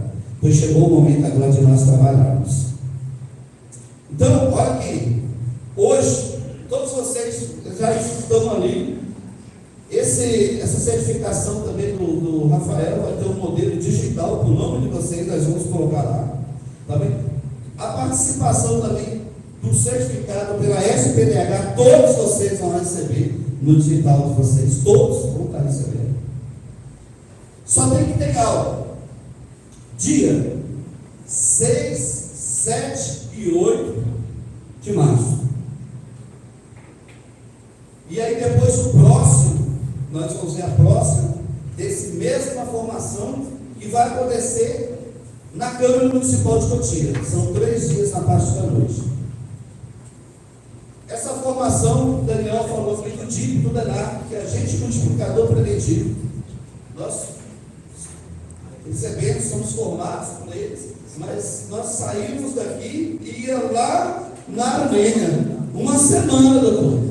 Todo dia cedo, eu, o Daniel, atravessando lá, e não tinha carro, nem nada, a gente era desse jeito. E aí fomos, só tem que hoje, o que acontece? Nesse tempo todo, a missão Unidos pela Vida, nós fomos muito desafiados e aprendemos com esses homens, com esses delegados, esses advogados, todos eles trabalhando na área da prevenção. E de fato também um dia que era naquele canto ali, Walter Foster e o doutor, o desembargador Antônio Carlos Maria, que acabamos de fazer um trabalho desse, ele virou bem assim e olhou para nós. Muito bonito tudo isso que eu falar. Mas só tem, o que vocês vão fazer agora daqui para frente? O que você vai fazer para alcançar essas famílias? Cadê as pessoas que vão ser treinadas para de fato transformar nessa grande rede do amor? Porque sempre falava, a grande rede do amor. E ali se nasceu, aí sentamos, eu, Lu, Daniel, alguns irmãos, se nasceu a missão Unidos pela Vida. Na verdade, a missão Unidos pela Vida, ela não nasceu dentro da comunidade cristã, não nasceu na rua, o desafio dela nasceu aqui no dia. E ele nos viu a grandeza, quantas pessoas e famílias foram alcançadas. Então, dia 6, 7 e 8, automaticamente nós vamos formar um grupo do nome de vocês. Eles vão vir aqui no município de Cotia para dar essa formação de curso para nós. Porque, olha que coisa interessante, nós temos que nos preparar. Preparar para quê? Dia 22 de março, qual é o nome ali daquele prédio ali lá do CIT, Departamento de Inclusão Social da Sociedade Bíblica, Sr. Gilvan, Eli, vão vir com toda a equipe para treinar 400 pessoas para desenvolver uma abordagem de amor na comunidade e nas escolas. Tudo gratuito, queridos. Tudo gratuito. Depois que terminar esse daí, nesse meio termo, estava falando do doutor Ricardo, durante a semana, uma geração de jovens aqui, nesse espaço da UAB, nós vamos treinar esses jovens também. Porque esse programa, esse projeto de lei, o que é? Nós vamos entrar nas escolas, com palestras preventivas, usando o dom e o talento que você tem, a música, o teatro. Você vai usar o talento que você tem na mão, que não é um dom, que é uma riqueza e um dom dado por Deus para você. E isso, nesse primeiro semestre que vem, nós vamos estar. Cadê os professores da Missão Unidos pela Vida aqui de capelania? Levanta a mão os professores aqui. Toda essa equipe, mais alguns outros que não estão aqui, nós vamos formar agentes multiplicadores de assistência social da capelania escolar, missões urbanas, para todas as comunidades e as pessoas que queiram, no município de Cotia, realizar e desenvolver e fazer parte desse grande exército.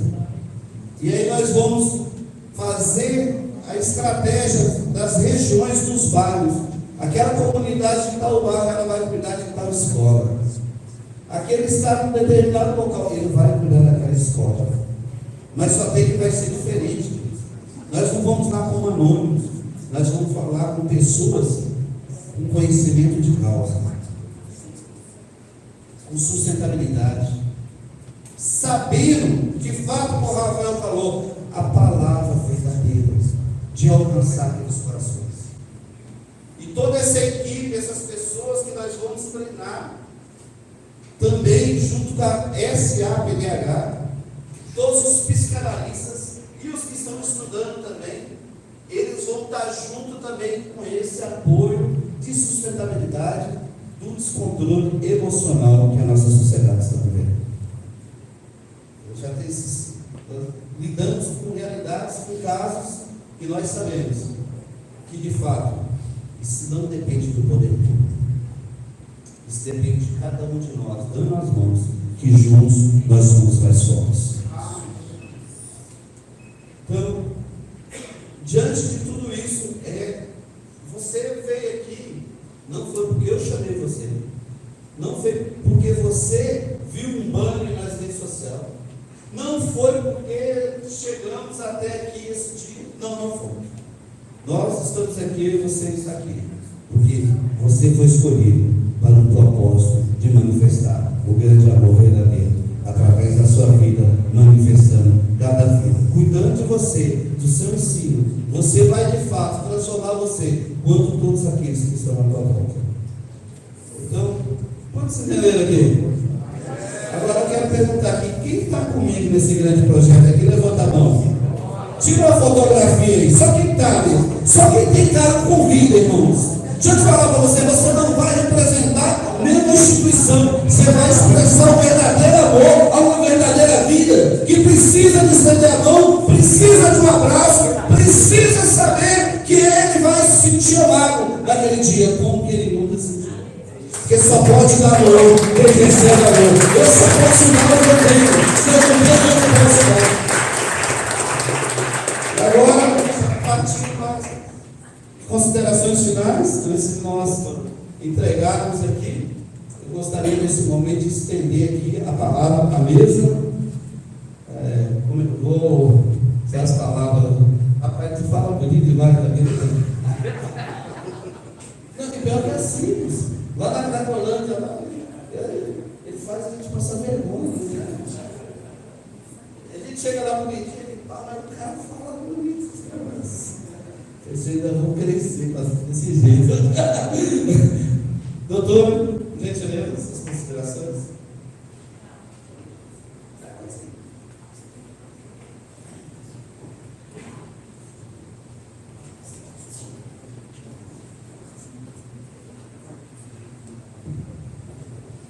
Boa noite a todas e todos. Pastor, é uma honra estar aqui hoje. E eu vou fazer um ato. Quando eu vim acontecendo hoje, eu falei que se a gente tirar uma pessoa, a gente já salva muita coisa. E isso foi isso que eu disse Marinheiros. Então, quando hoje o pastor falou do Marinheiro, vocês me fui aluna dele. E uma pessoa de um caráter de coração, vocês conheceram de Jesus. Lindo o trabalho de vocês. Aprendi muito com o senhor, que aliás fala muito bem do oratório. Obrigado. E aprendi coisas que eu não sabia. E eu falei, né, já ouvi sobre drogas, eu fui às vezes. Eu, por exemplo, não sabia dessas coisa. E eu tenho um filho adolescente, então para mim é muito importante saber. Mas eu queria parabenizar o trabalho de vocês, e contem comigo. Muito obrigada.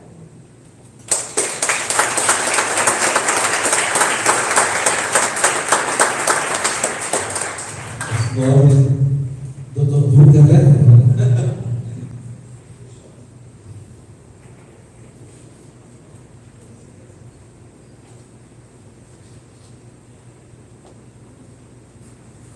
Boa noite a todos. Todas, parabenizar os palestrantes, né? O Emerson Crispim, o Efigênio, o Daniel Pinto e o Rafael também, pela excelente palestra que construíram aqui a respeito das drogas, das condutas das pessoas, enfim, demonstrando interesse em consertar essa sociedade doente, né? Hoje existe não só nas pequenas cidades, como nas grandes cidades. Parabenizar aqui o meu irmão, o doutor Ricardo Rodrigues, o presidente da Leventia, o senhor que está aqui abrindo as portas para esse propósito, Efigênio. Lembro aqui como falando aqui no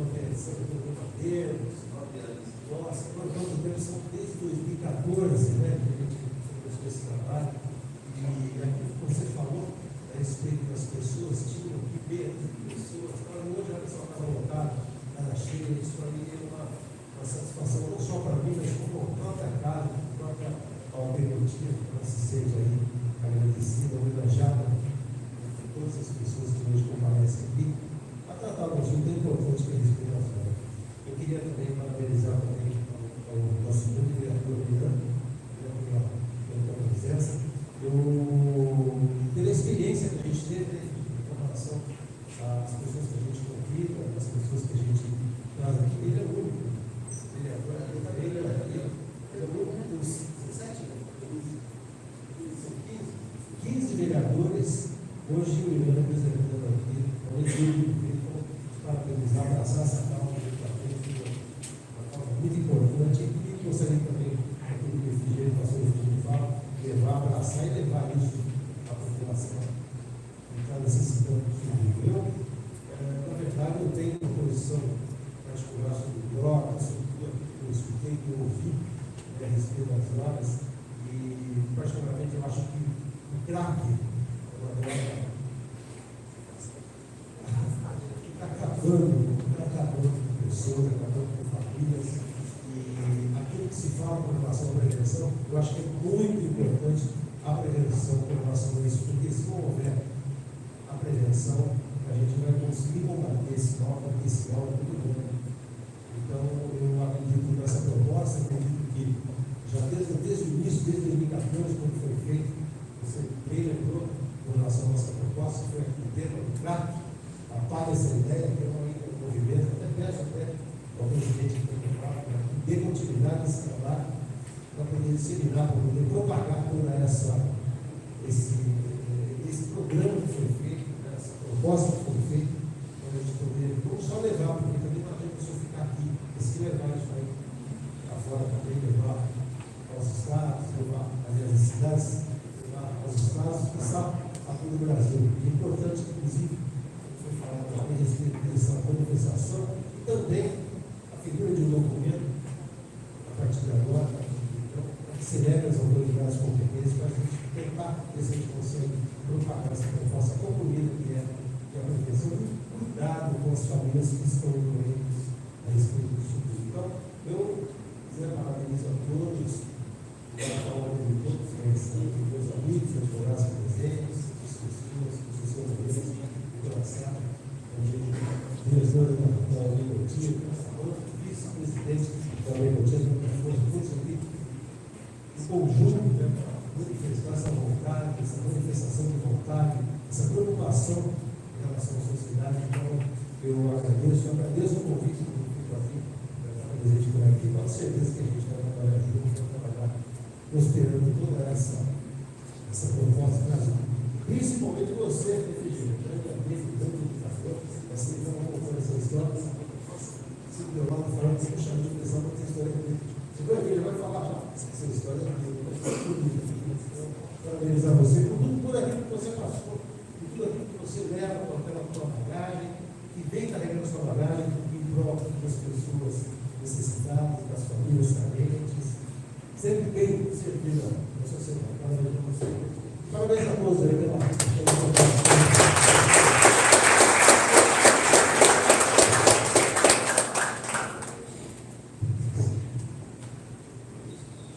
Boa noite a todos. Melhorar aqui um pouco. Graça e paz da parte do Pai. Foi convidado pela pessoa, doutor Pérez Espírito, doutor Ricardo, e uma vez mais, abriu as portas aqui da sociedade, convidado pelo salão, doutor Luca Bermontes, figura emblemática da nossa cidade. Na primeira ocasião, foi o senhor que abriu as portas aqui, naquele início, bem atrás, no início de todos, e o pastor Figueiredo, nós estávamos comentando durante a semana, e era um número bem reduzido mesmo de pessoas. Então, nós estamos vendo o engajamento de todos e a responsabilidade desse trabalho. Eu vou comentar também aqui a doutora Sara, os palestrantes aqui da noite de hoje.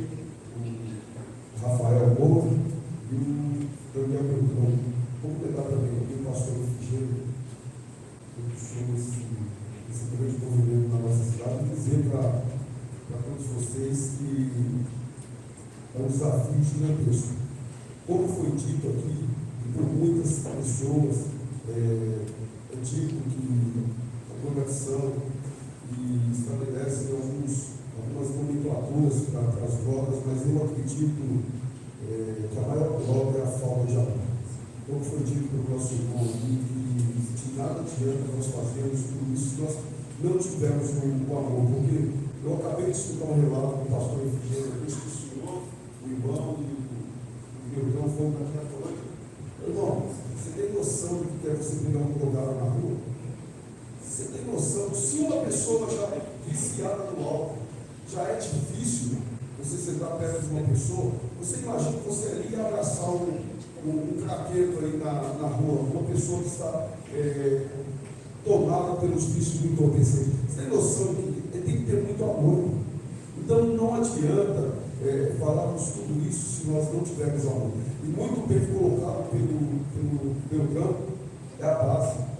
Porque muitas vezes nós falamos da drogadição de uma maneira eloquente, mas se você não conhecer a realidade, que é a base, ali onde a mãe está dividindo um pão para 2 filhos se alimentar, e ela vai ficar sem o alimento. Você tem noção do que é isso? Eu não acredito, me desculpem quem discorde, mas eu não acredito que ninguém entra no mundo da marginalidade por luxo. Todo mundo entra pela ganância, não pela necessidade, mas sim pela ganância. E dali parte-se uma linha de raciocínio contrário ao que muitas pessoas dizem. E eu vou dizer para você uma coisa: se nós não trabalharmos na base, que é a família, que é aquela criança, se nós não trabalharmos dentro da estrutura familiar, nós não vamos conseguir vencer isso. Eu tenho um projeto social que eu já trago ele há muito tempo e hoje a gente tem conseguido dar um pouco mais de ênfase, que é o 10 da Vila. Eduque uma criança hoje para não perder uma adulta amanhã. Porque eu acredito muito no que foi dito aqui, na base. É a sustentabilidade na base. É você trazer e abrir espaços, como foi dito, para a criança ter dignidade e se sentir amada realmente.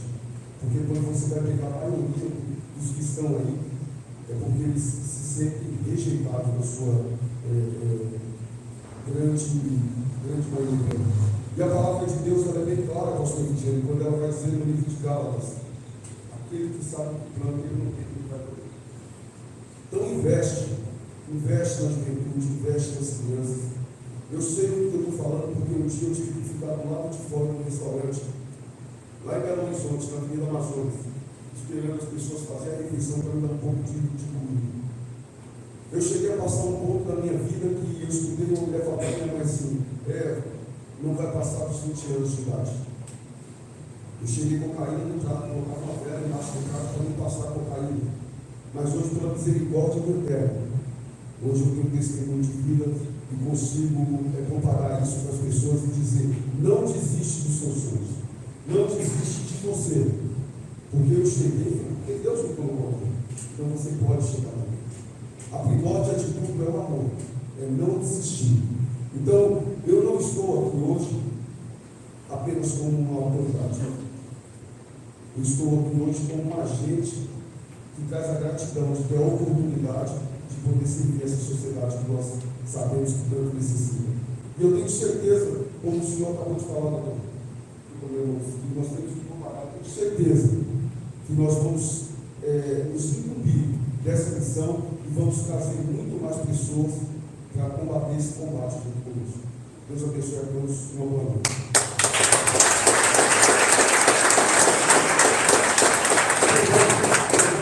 Eu queria só estender aqui, o pastor Vigílio estava falando comigo, dia 6 de dezembro agora, uma terça-feira, o dia da Bíblia é comemorado no segundo domingo do mês.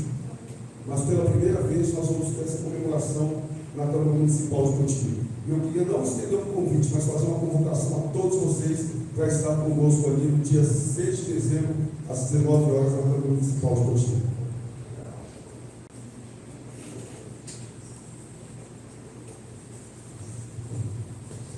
Gente, primeiramente agradecer a presença de todos vocês, em especial aos palestrantes, Edson, Daniel, Rafael,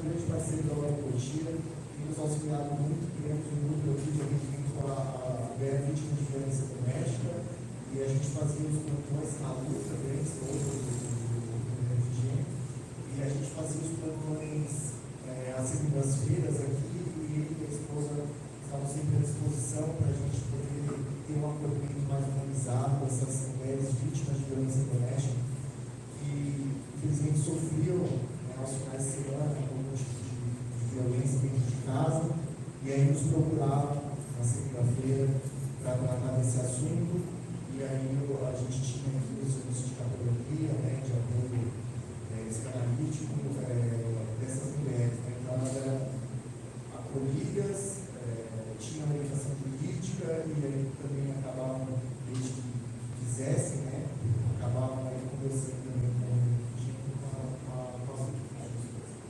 Então, assim, só agradecer, dizer que a OAB está de portas abertas, esse aqui é o nosso lema de campanha dos advogados, dos alguns colegas aqui hoje. Agradeço a presença de todos eles. E dizer que estamos de portas abertas. A OAB é a casa do advogado, mas também é a casa da cidadania. O que a gente puder fazer para propagar algo que seja, que modifique a nossa sociedade, que melhore, essa é a nossa intenção. Então a gente está aqui de portas abertas para receber, sempre que precisarem. O evento foi maravilhoso, eu agradeço muito. E se Deus quiser, quero estar fazendo parte lá aqui na Câmara, acho que é um treinamento muito importante. E independente daquilo que a gente faça, a nossa área de atuação, a nossa vida circular, é importante que a gente seja um agente modificador, para que ali dentro do nosso ambiente, seja no trabalho, seja na escola, enfim, no próprio lar, a gente possa fazer a diferença na vida de alguém que realmente esteja precisando e acabando por esse caminho que é a programação. Tá bom? Então era isso, eu agradeço, eu passo a palavra para o professor para encerrar. Obrigado por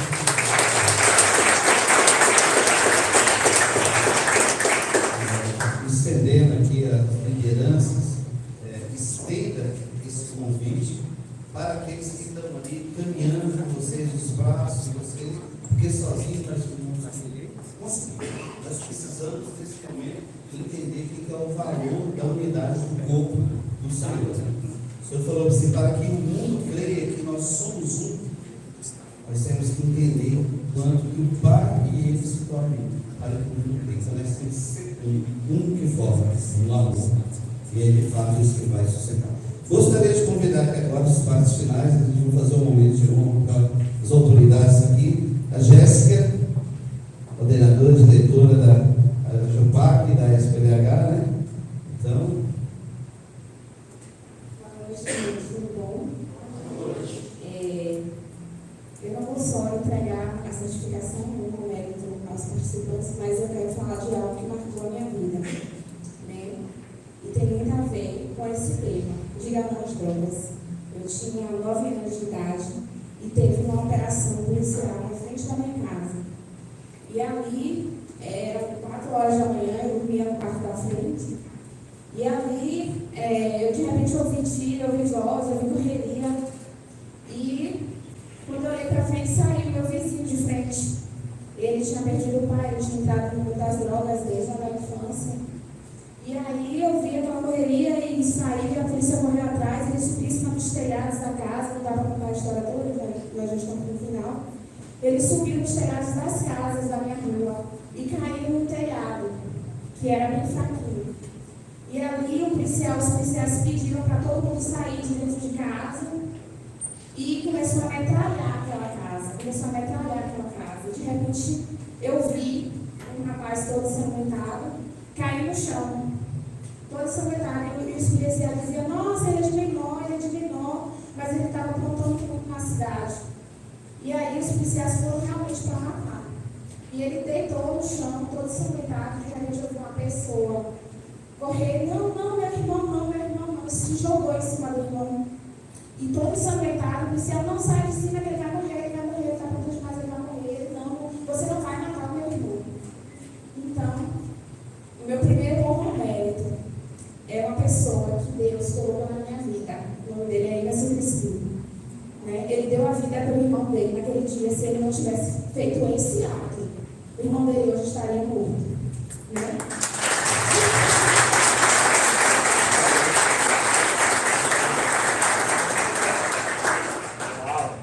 Então é muito importante você reconhecer a sua família, para que o mundo ele não venha destruir a sua família. Né? E, para dar continuidade, eu vou chamar nossa psicanalista desse aula para estar junto comigo, honrando essas pessoas que estão dando a vida. Tempo também é vida. Tempo é vida.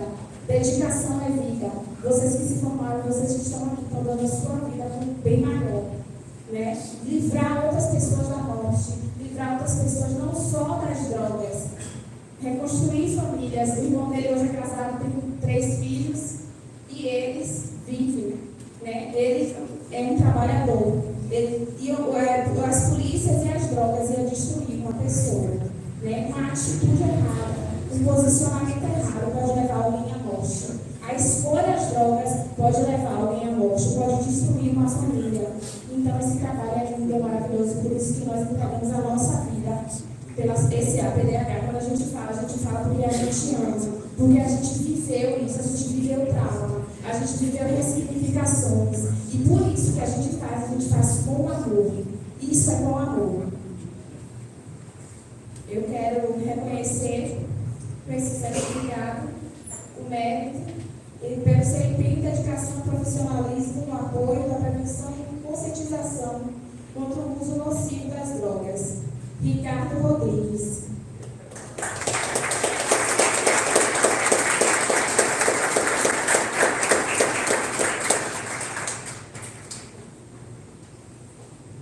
Também quero reconhecer o Dr. Carlos Miramontes.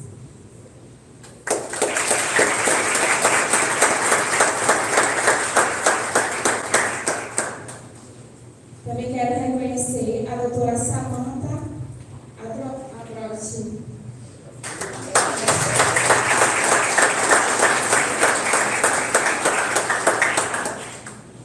Também quero reconhecer a doutora Sara Rocha.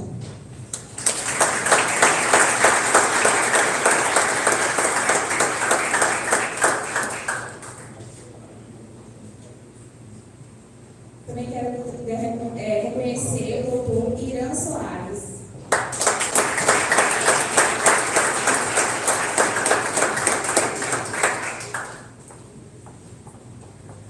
Também quero reconhecer o doutor Daniel Bertrão.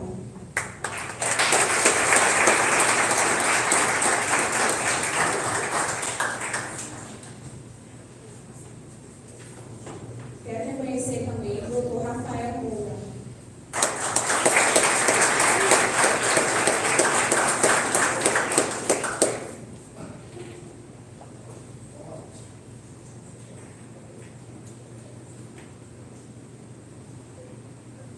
Quero reconhecer também o doutor F.G. Pereira.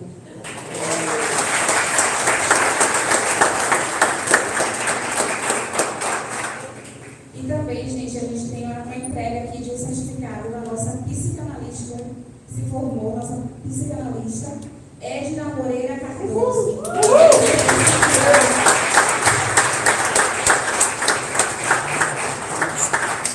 Da SAPDH, nossa Escola de Formação de Psicanalista. Uau, aí sim.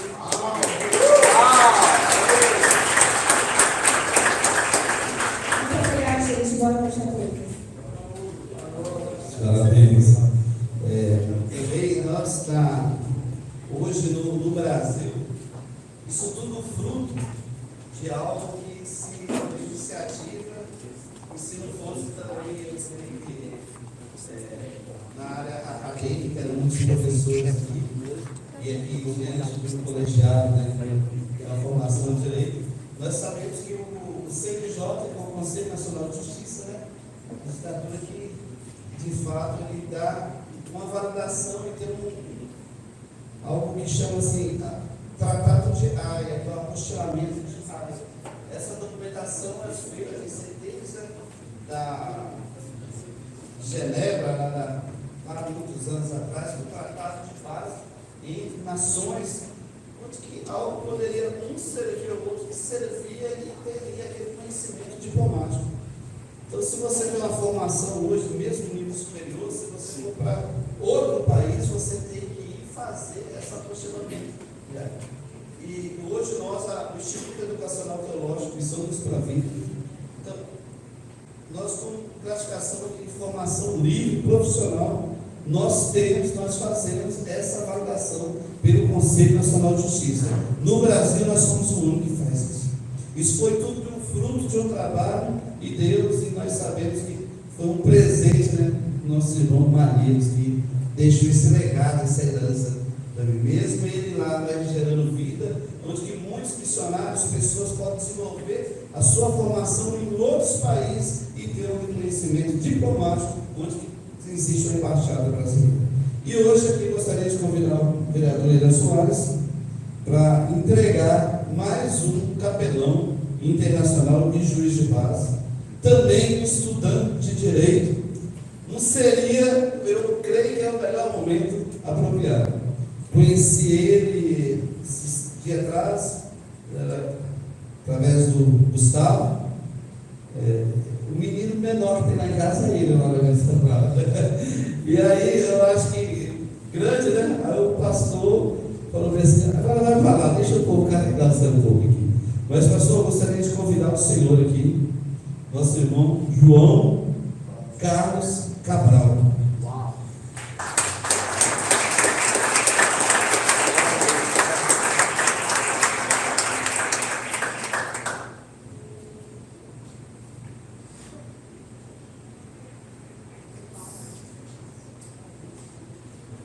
É uma honra para nós, o Instituto Educacional Teológico, Missão Unidos pela Vida, certificar o senhor nesse momento.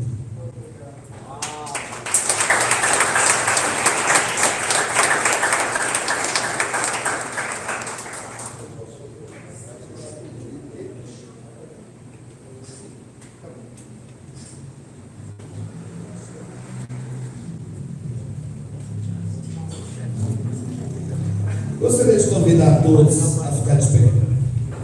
Que tudo isso que aconteceu aqui foi extremamente o grande amor de Deus que tocou nos nossos corações.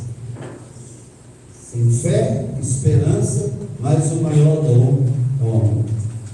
Gostaria de você curvar seus olhos, você na sua maneira, no seu modo, vamos agradecer aquele que nos deu o dom da vida, aquele que de fato nos trouxe e sopra até hoje esse sopro que estamos respirando.